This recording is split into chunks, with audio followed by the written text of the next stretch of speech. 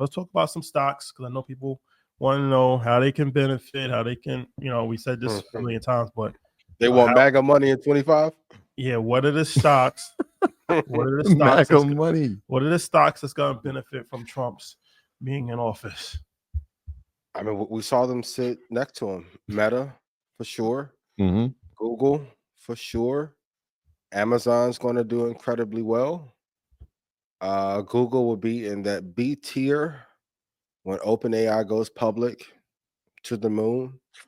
Anduril to the moon. NVIDIA. And even though they had their kerfuffle, Tim Cook showed up.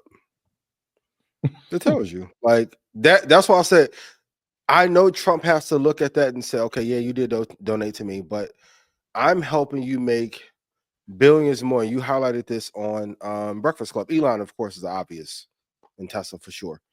But if I give you 100 million and I make 100 billion, that return is worth it. Trump is a businessman. I know at some point he has to think, what if I put them into my own ETF?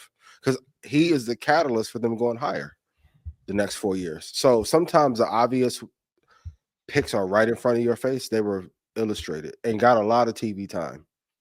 Even in the donation, I'm like, did they negotiate how much time and press they would get next to him? How much has Tesla went up since he announced he would be assistant?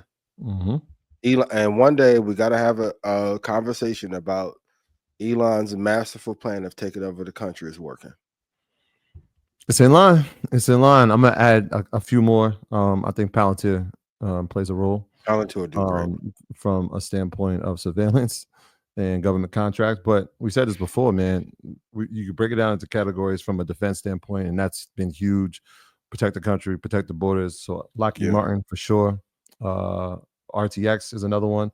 When you look at the amount, we're talking about billions of dollars that have been allocated for them in contracting. The financial sector, which we just alluded to. I mean, we saw what Goldman did when they reported last week. Yeah. BlackRock, JP Morgan. Exactly. JP, those would be my top two, Goldman and JP. Then infrastructure, I think Caterpillar. I mean, for sure. It's primes, right? We already talked about the home crisis, the housing crisis. They're going to build more. Those are the type of companies you got to be looking at. Obviously, the Max 7s make a lot of sense, but start breaking it down by sectors that have extreme interest from the administration, right? Those are them. I'll be interested to see what he does with the CHIP Act. I know that they said that they were going to repeal it. I doubt that they will, but pay attention to what they do with that. And energy. I mean, we spoke about energy. We talked about VRT. We talked about Vista as well. These stocks aren't going anywhere. Administration approval. We cannot lose the race when it comes to artificial intelligence. How are we going to do it? We got to build data centers. We got to power those data centers.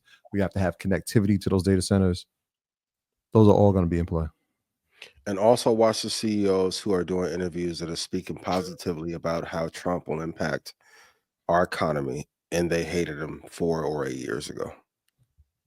Well, there hasn't been one high-profile CEO that has spoke out negatively about Trump at all.